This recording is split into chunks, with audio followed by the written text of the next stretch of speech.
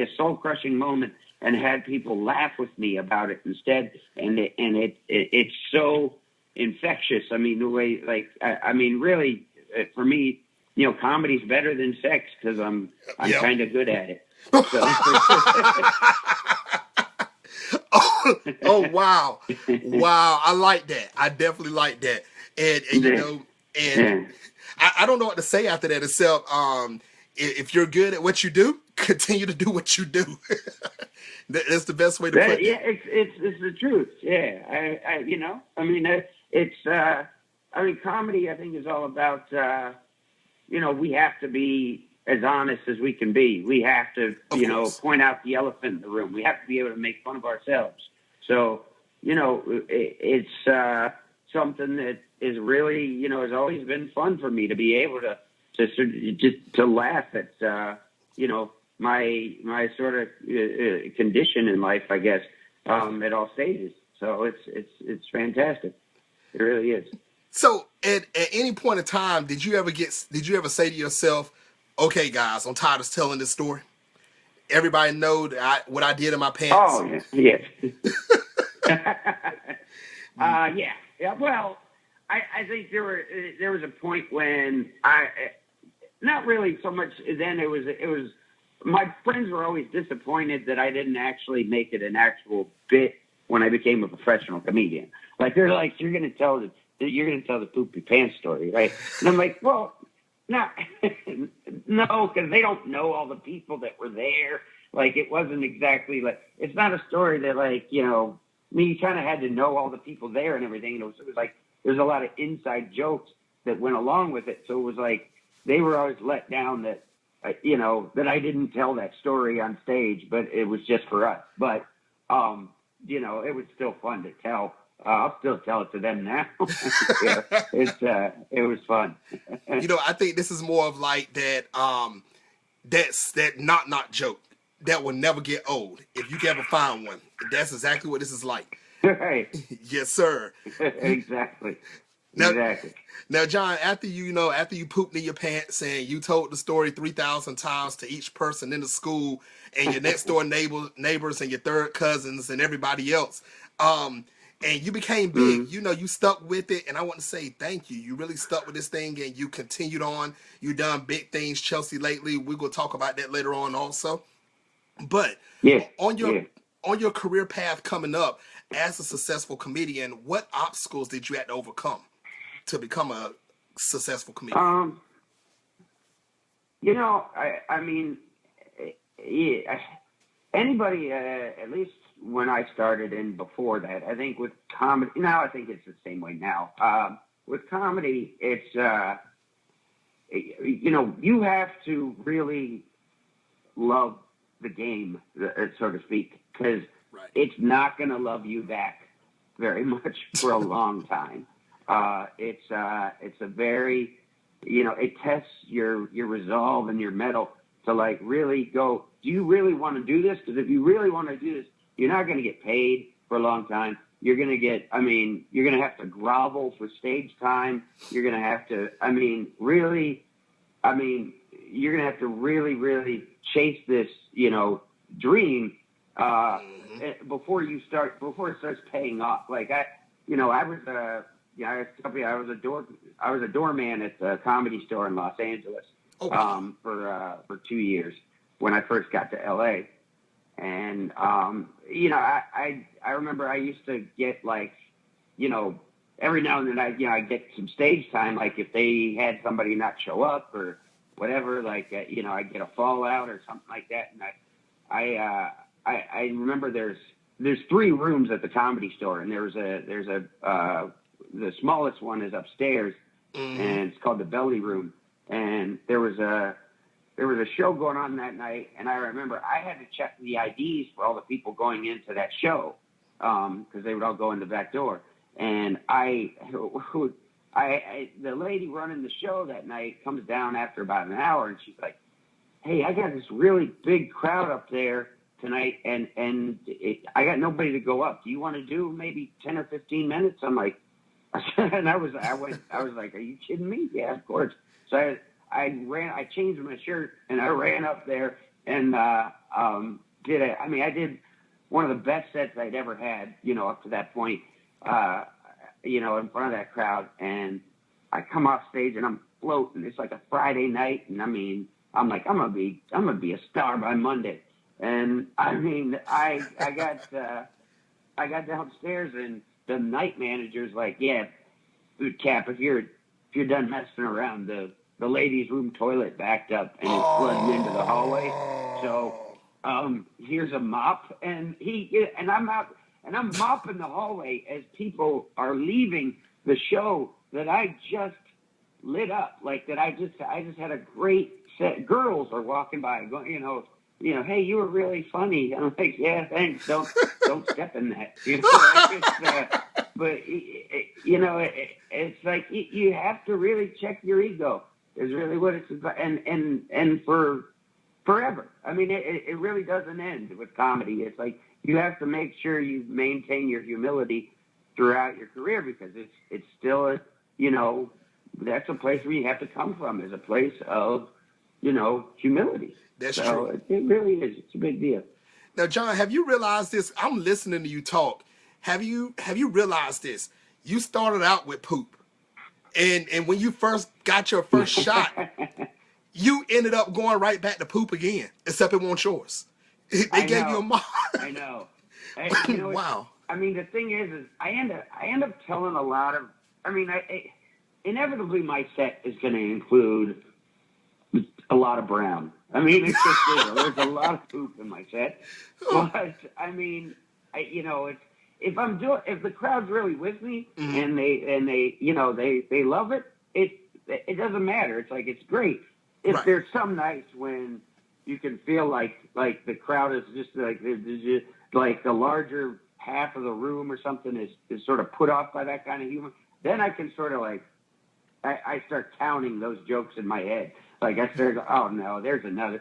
Oh, you just said fart again. Come on, So it's like one of those things where it doesn't matter when it's rolling with you, but right. It's but yeah, I always end up back in the poop. So nice. I'm not sure how that's nice, but believe it or not, at the end it comes back to being nice, because you had your shot and you got up there and it wasn't planned for you to get on stage, and you went up there and you rocked it. No. And that's the thing. That's right. how, right. And that's how you know that you're a successful comic or comedian, because you don't have to take weeks to prepare. They told you, hey, get up there, and you blew the roof off, and that should have told you right there, hey, it's time for you to do the thing.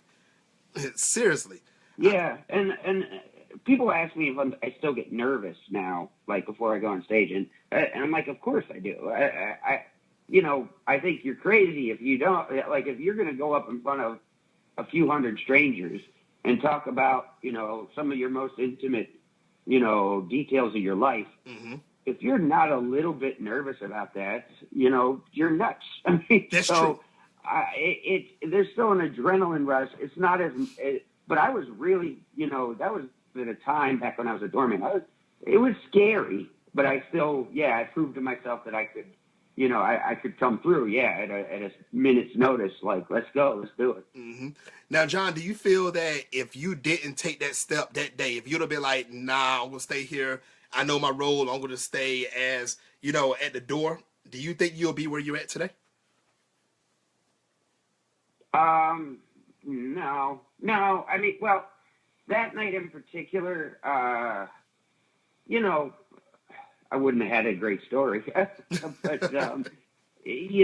I was already sort of, I had moved to LA and I was sort of in the mix, but it really was, there are certain nights, there are certain moments, good and bad, in your career that you kind of, that are really landmarks, that are really like, I'm because you're, now that you asked me that, it was really important, because there's just those moments in a comedy career or any career, I think that, maybe you really don't want to do something. You're like, I don't feel like it's my night, or you don't feel like, I just don't want to, and then you go and do it, and it's like, wow, I'm so glad I went up there, because I really grew from that experience, whether good or bad. And I did. I grew a lot from that experience.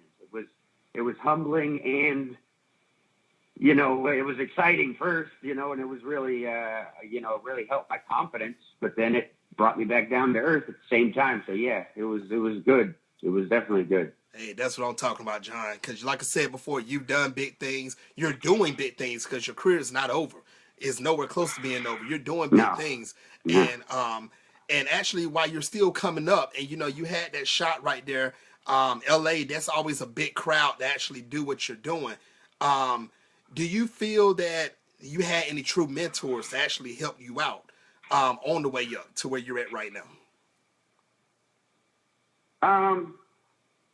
Well, I don't know if I had any, direct mentors. I mean, I look to, as a comic, you sort of look to people, whether it's other comics or anybody else, to like sort of inspire or influence you, in some way. I mean, I grew up, I got like, into stand up very early on. Like I remember my dad let me listen to Richard Pryor way before I should have, but I was listening to Pryor albums when I was like 4.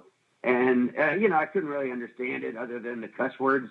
Right. And that was, it was still, I gravitated to it at a very early age, where I started to like listen to like, I really loved Eddie Murphy and Sam Kinison. And, later on, guys like Chris Rock. And it's like, I mean, I listen to guys like that. I see them. I see, Carlin, is another one. Like, it's just like, you look at these guys and you see how they sort of put their stuff together and the way they work. And, I used to watch that at the Comedy Store, being a doorman. That's kind of why, Mitzi, who's the owner of the Comedy Store, she's, that was sort of her plan for a doorman, is sort of, you're there every night, you're absorbing all this stuff. So I watched a lot of, some of the guys I looked up to really master their craft, and, but I got influences outside of comedy too. I was a huge Michael Jordan fan. I would say, like, I just loved the way that guy had a chip on his shoulder every time he played. Like he really still felt like, I mean, no matter how great he got, no matter how big everybody, everybody thought he was the greatest player ever in the middle of his career. And he's still like, nah, but I got cut in the 10th grade and I'm still mad about it. And it's I loved that. I loved a guy who could just take and be that petty and just be that, just be that determined, and I loved it. And that's kind of the way I've looked at what I do in life and everything else. It's just like, man, I may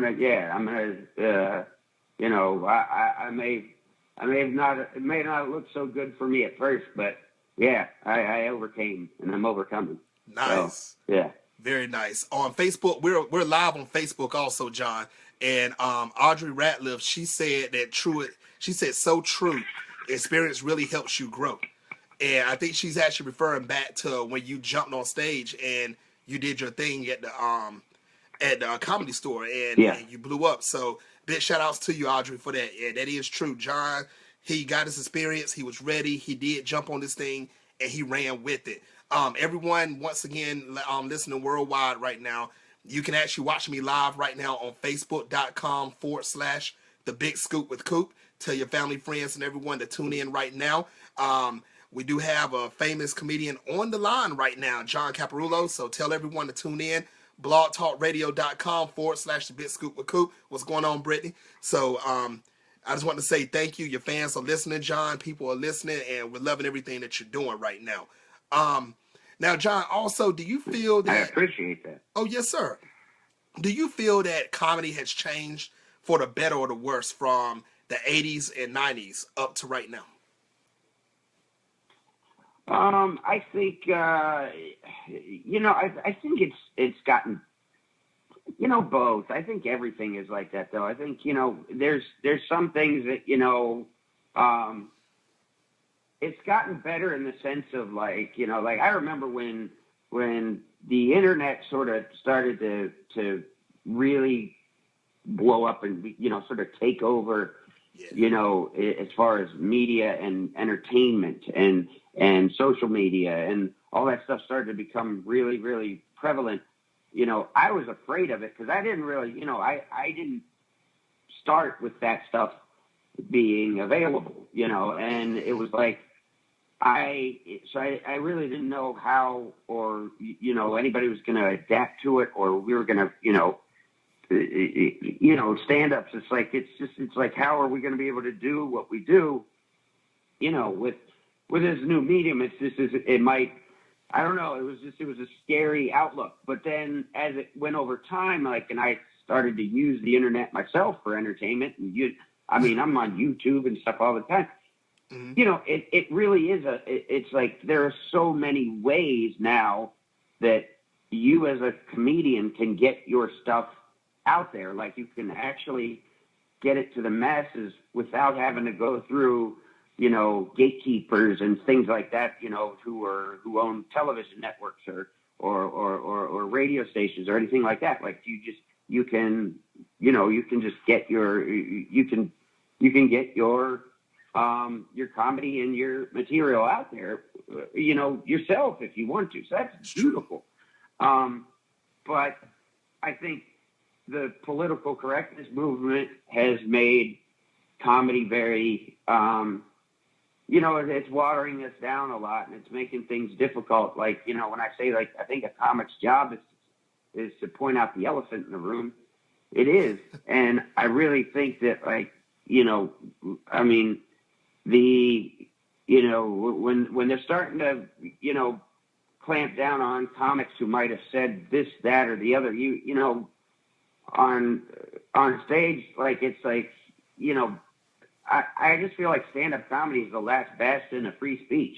Like, it's supposed to be, really, we're supposed to be able to be honest. We have to be. Now, you have to be funny at the same time, or you're just offensive. Which is terrible, like Kramer on Seinfeld. That Oh wow, that's just awful. But it's like you have to put some jokes in there, or you're just going to sound terrible. But I mean, if you can actually, make the truth funny, then you should be able to do that without people getting too just up in arms over, we should be able to talk politics or religion or race or whatever, That's like true. just like, let's talk about it. So, and laugh about it and we grow from it, and Mm-hmm.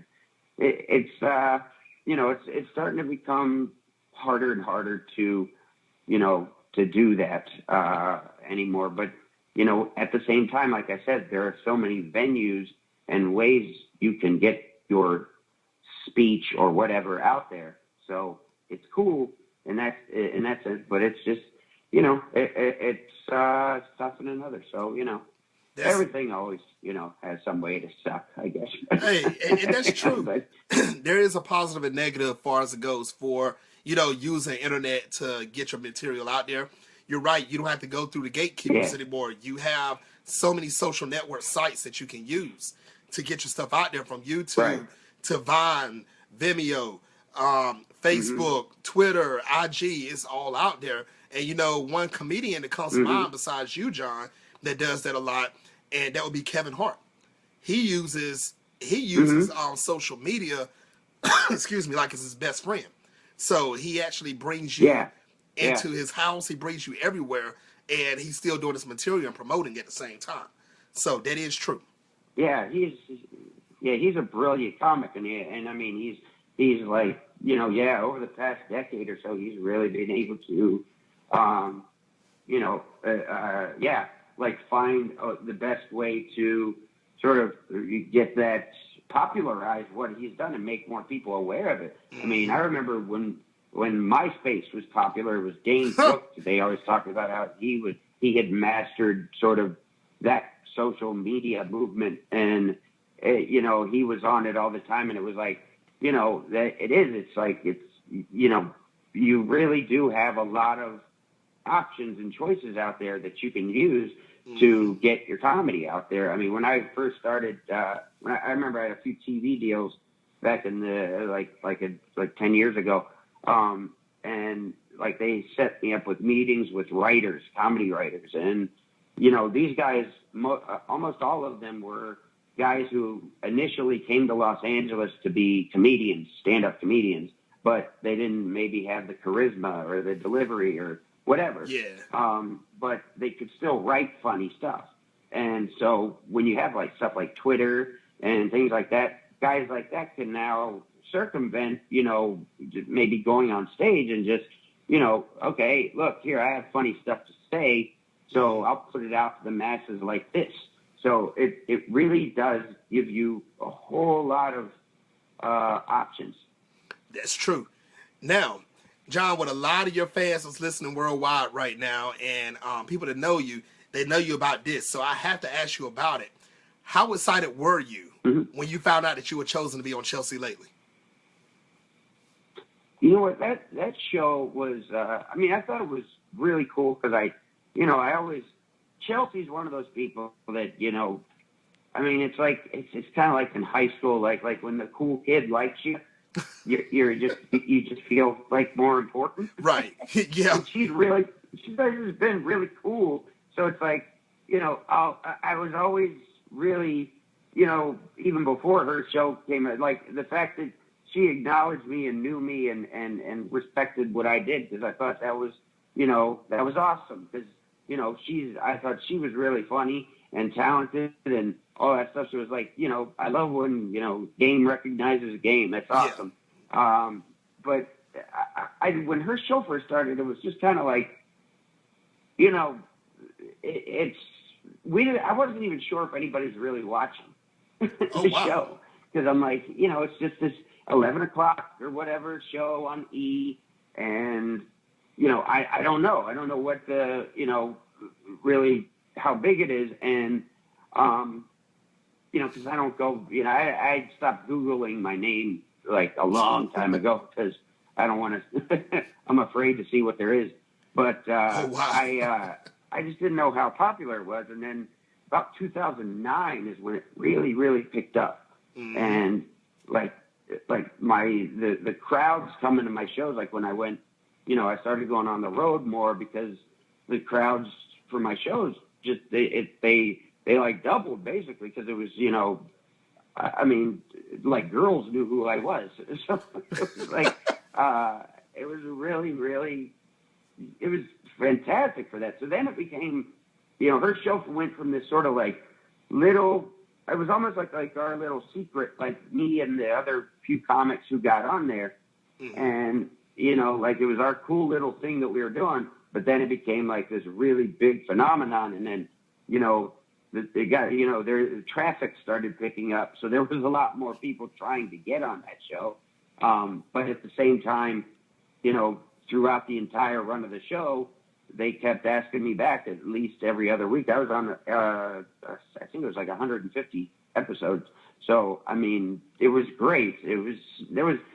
That show, I loved everything about doing that show. I mean, the topics were, I mean, I don't really care about celebrities, right. But I usually just tried to make fun of the situation. And, but it was so fun to be able to, you know, test your skills as a comedian, you know, yes. to, you know, it was just really awesome. I loved doing that show. You know, I miss it. I understand why she got tired of it, but you know, I of course I miss it. It was a great feeling. Of course. You know, I think I found out about that show probably in 2009, mid 09, hitting on 2010. Yeah. And, you know, I was watching, and I saw how this show was progressing up. So it was doing, it was doing good things. It really was. Ratings was getting there.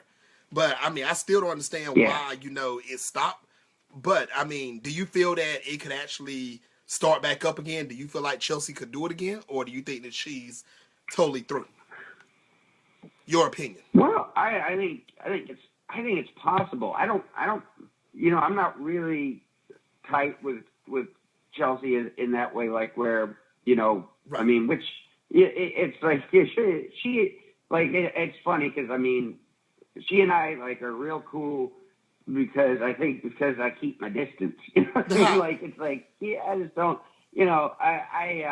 so I'm not close enough to her to know what she thinks about day to day, but I think that I know from what I saw and from what I heard around there that she was just getting really burned out on doing this show. I mean, it's every day, she was on every day, whereas I was on, every other week, or I was on every week for a while. But like, it was just, I can see how you would get burned out, even from that. Now, me personally, I think when you get to her position, I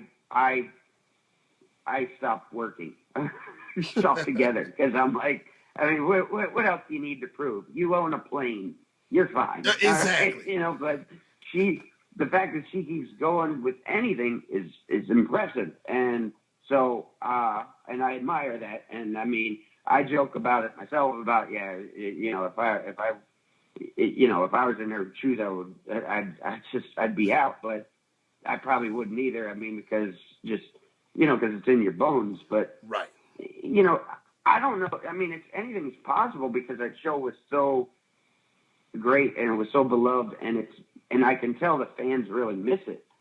But I know she's doing her other thing. I know she's trying to evolve to the next stage, because I even understand that from my position. I was like, all right, I love doing her show, but I really want to evolve to doing my show, so it's like, I could see anything's possible, but, I think, as long as she's doing something else that makes her happy, I doubt, she would, backtrack. But, that show was so big, it's possible. It's always possible. That's true. Big shout outs to you, John. Big shout outs to Chelsea Lately, if you're listening right now. I missed the show, but I definitely understand, the burnout is serious. You don't want to burn yourself out and drive yourself mentally crazy. So, and like John said, you got a plane. I mean, geez, you proved yourself already. I wish I had me a plane, but you know what I'm saying? You're doing you know what I'm saying? Yeah. Seriously. Yes.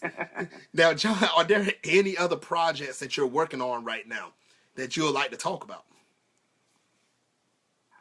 Well, I've been doing caplets online. That's I do. I think we just recorded the 34th episode, 33 or 34. But I've been doing every 30 days. I do a new 5 to 7 minutes stand up and put it online. It goes on my site, on YouTube. It was on Hulu for a while. I don't know if it is still. I think it's on Amazon now. But I just thought, that's a project that's like, I'm really proud of now, because it's like I have really, I have an enormous body of work, really. I mean, it's almost 3 years worth of, caplets. So that's really cool, and we're still doing that. And my wife and I always do a recap at the end now with our daughter sitting in the middle. Okay. She's 18 months old. But we do that, and then I'm also trying to get my own animated project off the ground. That we just recorded the sound for the demo yesterday, and we should at least have our rough cut done by probably in a month, and then I've been trying to. It's called Cartoon Comic, and it's about me and my wife and our dogs and our and now our baby and our life, in a cartoon. So it's really, that's really where my all my creative energy goes to is the animated project, caplets, and I try to be a decent father. So. Hey, there you go, John. Make sure you give my love to your wife. Tell her I said hello, and big things she's doing also. Please do. Yes. Excuse me. Now, John, how can your fans and the people that's getting introduced to you for the first time, how can they find you on social media? You can, if you can spell John Caparulo, you're good. You should have it on, I guess, on your Facebook page or whatever. But it's at John Caparulo, whatever. It's John Caparulo on Facebook. My wife runs all of it. I'm like, hey, look, I didn't get into comedy to type. So she handles a lot of like questions people have about where I'm going to be and stuff like that. Okay. As far as, social media, yeah, you just look, if you got my name spelled right, you're good. You can find me. And then if, my online presence, my contribution to the online space at this point is, the caplets that I do every month. And, gotcha. and we were doing a podcast. Our podcast, my wife and I were doing a podcast called Domestic Disputes. It's been on hold for a bit because with the baby, it's like we recorded it at home, and there's never like a good time to record. But we still do have a lot of episodes on iTunes and everything like that. And and my cartoon comic will be out soon. Trust me. But that's it. Yeah. Ladies and gentlemen, if you're listening worldwide right now, make sure you be on the lookout for Cartoon Comic. Check him out on YouTube. Find the podcast. Just because he stopped right now, he has a legitimate reason. 18-month-old baby. Whoever has babies, we've been through it. I know. So make sure you check out the past. We're on hold. Hey, but that's okay. We still can find the past episodes. Make sure you go up there. Follow him on social media to keep up with the latest and greatest. Also, even though his wife is running it, ask the questions. I guarantee we'll get back to John. Your questions will be answered. So make sure you follow him on social media. Yeah. Check out the past episodes of Chelsea Lately also. Make sure you do all of that. Now, John, what is your ultimate goal as a comedian?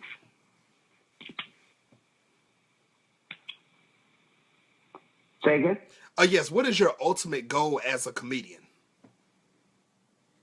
Ultimately, I just, I really, from the time I started, I just wanted to be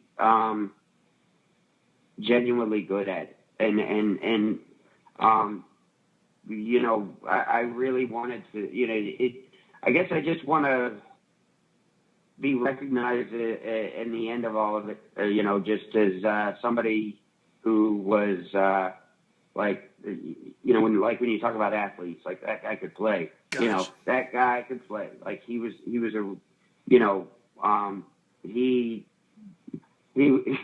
didn't waste our time.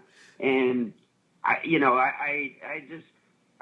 ultimately, just career-wise right now, I really want to, I feel like everything I've done has led up to this animated project that I'm doing, because it's, it really is a cartoon picture of my life. And that's kind of how I think about comedy, is sort of in a cartoon way. With a lot of exaggeration and a lot of just craziness and cuss words and poop, but still, it's it's me, and I want to be able to just leave a lasting legacy of that guy did it the right way, and that guy because I've always done everything throughout my career, the way I felt like I should when I was a young kid, which is, just do it the right way, and that's all I want to be known for. It's just an honestly good comedian who was worth watching. Nice. Now, John, I know you're a busy guy, so I'm not going to hold you up much longer, but what advice would you give any male or female that wants to become a stand-up comedian or actually get into the television industry or the movie industry as far as it goes for being a comedian? Well, as far as being a comedian goes, you know, I always say, like, oh, it sounds kind of trite at first, but I always explain it. I mean, I just say be funny. I mean, because it really does come down to that. Like, a lot of times, like, when I was first starting in comedy, I mean, I remember just all these people who, like, they were doing all this stuff to, like, put the cart before the horse sort of thing. Yeah. Where it was like they, you know, I remember a big thing when I first started in '97 was business cards. They're like, you got to have business cards printed up so you can give people, you know, your number that, you know, who asked for it to book you for a show or something. I'm like, can't I just write it down on something? Like, I mean, I really need it. But, you know, at the time, it was like people were printing up business cards before they had an act, or they had, you know, they were, you know, they had anything worth booking. And it was like, I always was just like, look, I just want to be good at what I do, and then, you know, and then let things happen from there. But, so it really is, you know, really care and focus about, you know, the art, and you really have to love the art for what it is. And I don't like the idea of I guess, using it as a means to another end or something. Cause, like, you know, I certainly, when I started out, I think I was like, you know, I'm going to be, you know, I'll be rich and famous or something like that. But, you know, soon that goes away. Like, as far as that being something that you even think about, you know, or care about at first, because it's just like you just want to be good at what you do. You want to go up in front of those crowds and you know, have a really, you know, have a great set, have a great, you know, moment, and have those people, you know, because some people might only see you once in their life, and right. You want that one time to be a moment where they're like, you know, wow, that guy was legit. You know, he was that was a good comic, you know. And so I think caring and crafting the art form is the most important thing you can do. And that comes with anything. Now, the entertainment industry, I mean, I would just be wary of the suits. There's a lot of scoundrels who are well dressed in this business. So it's like, you know, you just have to be cautious of that. You know, like because they come around and they're like personal managers. They're always the ones who make you feel important early on, and like, because, you know, you're basically nobody, and then this guy in a, you know, who's got a shirt with buttons, you know, makes you feel like you're somebody, and they're really not that important, but you think that they are. So it's like it's not that, you know, I don't know if you can really avoid it as a young guy or a young girl trying to do comedy, but it's something that, you know, you look back at and go, oh God, why did I get involved with that mess? And, you know, so I just say, just be cautious about who you, you know, jump into business with, because you're compromising and sacrificing your art to them. And it really is like, you know, it's like another child or something, you know, it really is that important to you, because it's, you know, it's like your soul. So there's a lot of leeches in the business. Wow. Am I going on too long about this? I'm sorry. Oh no, you're good. This is your time. I just think, you know, care about the art, care about being really good at what you do, and then remember that art that you've taken so much time to and energy to, you know, to put into and to make better, and it's really important to you. Make sure you remember that when you start to get involved with whoever is in the business world who wants to, you know, quote unquote, help you. So, yeah. That's so true. That is so true.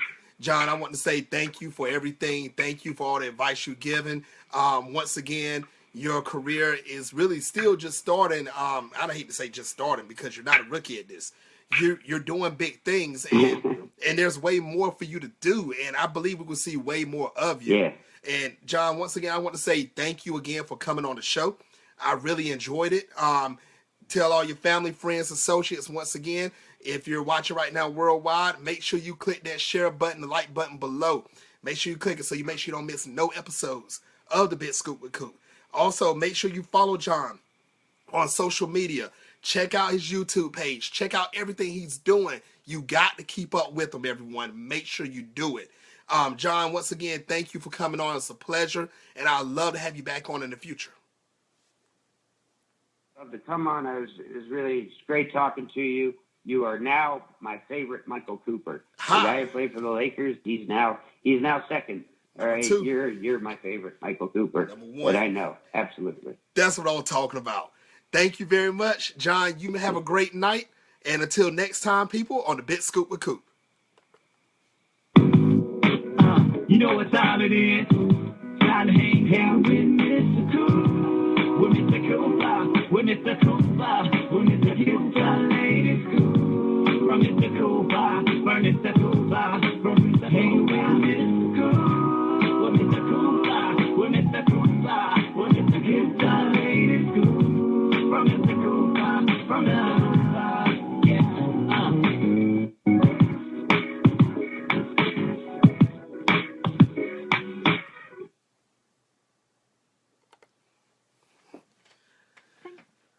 All right, Facebook. And once again, another episode of the Big Scoop with Coop has came to an end. If you missed majority of it, you can go back and watch the whole episode.